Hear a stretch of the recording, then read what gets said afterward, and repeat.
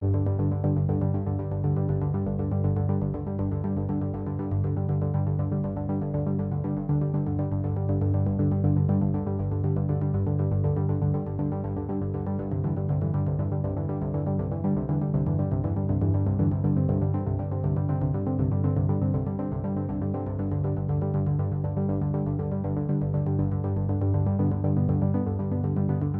Tokyo, my dear friends. This is Daisuke, and I very much hope that this video finds you well and in very good spirits wherever you are in the world.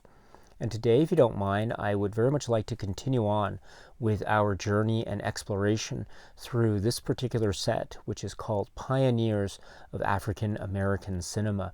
It's a really wonderful set, and this happens to be the Blu-ray set, which was released by Kino Classics some time back.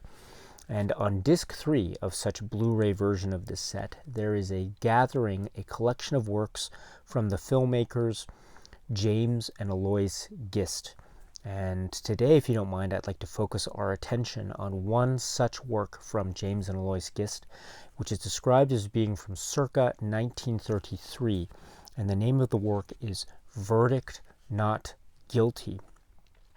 Much like the previous work by James and Eloyce Gist, which is called Hellbound Train, this particular work, Verdict Not Guilty, is a film that can be described as being based upon or utilizing or employing another type of conceit or metaphor in order to drive some kind of message or messages that were at the heart of what James and Eloyce Gist were trying to do in terms of their own positions as a people with a traveling ministry and trying to deliver sermons and using the medium of cinema as a way in which they could further support or augment those messages that they were trying to deliver in their sermons.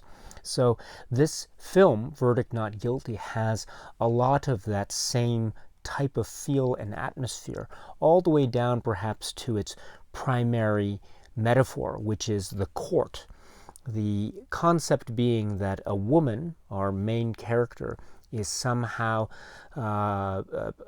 on trial for some kind of acts or sins that she committed in her life. And so we get the concept of the trial, and we have some kind of divine intervention or justice about to be meted out, whether she will go to hell or whether she will be subject to the divine mercy of the Almighty. And so we have this type of trial proceeding, and the subject matter is her life, or specifically certain moments in her life that are part of the charge or the charges regarding which she is now standing on trial.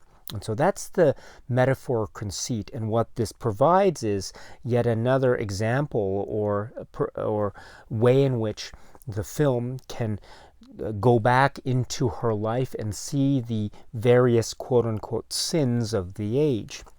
And some of these are, for example, gambling or playing cards, or having a child out of wedlock, apparently, and or the implication is that type of situation. And so these are regarded, at least in the context of this particular work, as quote-unquote sins of the age. And we have to remember the age here being probably around the late 1920s or the start of the 1930s. And so perhaps there might be a sense, again, from the perspective of someone who is watching this film now, in the year 2021, there might be the sense of the concept or the message of the sermon aspect of this film to be somewhat dated or antiquated. And so that's, I think, a very reasonable and fair perspective to have with regard to watching this film. However, much like the discussion of the previous work, Hellbound Train, I think we get a sense of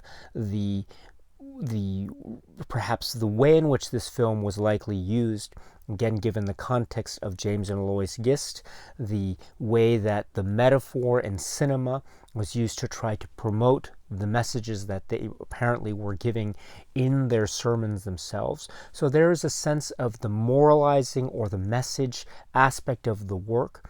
And there is a sense of a type of glorification, if you will, of a perspective or view on not just one's life, but how to live one's life in the context, as I say, of this age, the 20s and 30s. And in other words, how to live a guilt-free or sin-free life. Again, from the perspective and viewpoint of these particular evangelist, traveling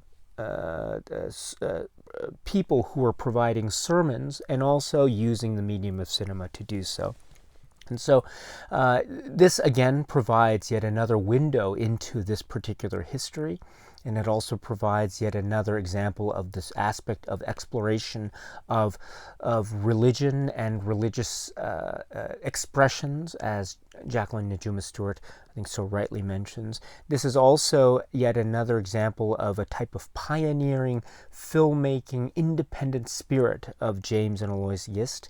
I think we see, of course, something that could be described as being low budget, but another way to look at this filmmaking is in terms of a fiercely independent, almost wonderfully maverick type of filmmaking energy that these two are devoting to these message films that they are making.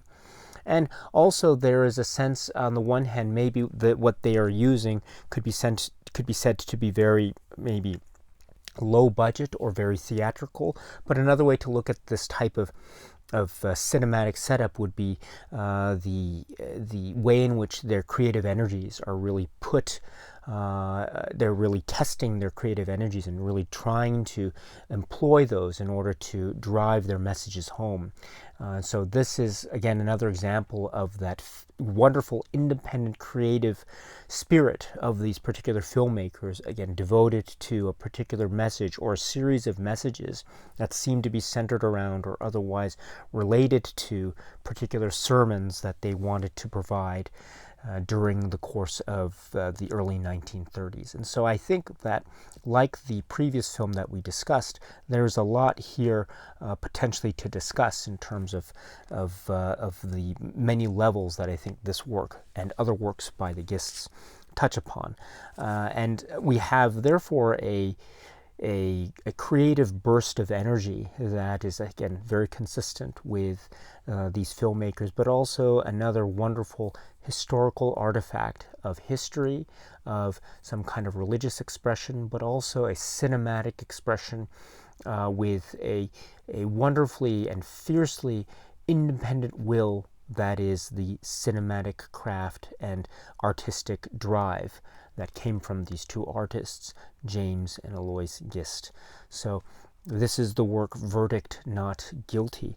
Let me point out here, while we have a moment, that among the supplements that are included on disc 3 of this Blu-ray set, Pioneers of African American Cinema, is a short interview talk with S. Toriano Berry. And S. Toriano Berry is credited as being the person in charge of the restoration of these particular works and really championing and trying to put together the pieces that he was able to discover and assemble for purposes of essentially bringing these works by James and Eloyce Gist and preserving them and essentially promoting their legacy. And so his talk that is included on disc 3 is really wonderful and remarkable because he charts his journey regarding the discovery of certain aspects of versions that he found, and also trying to piece together some other works that he hadn't discovered before, and we'll get to that when we talk in the next video about the work Heaven-Bound Travelers. But part of his work, of course, is also working with Verdict Not Guilty.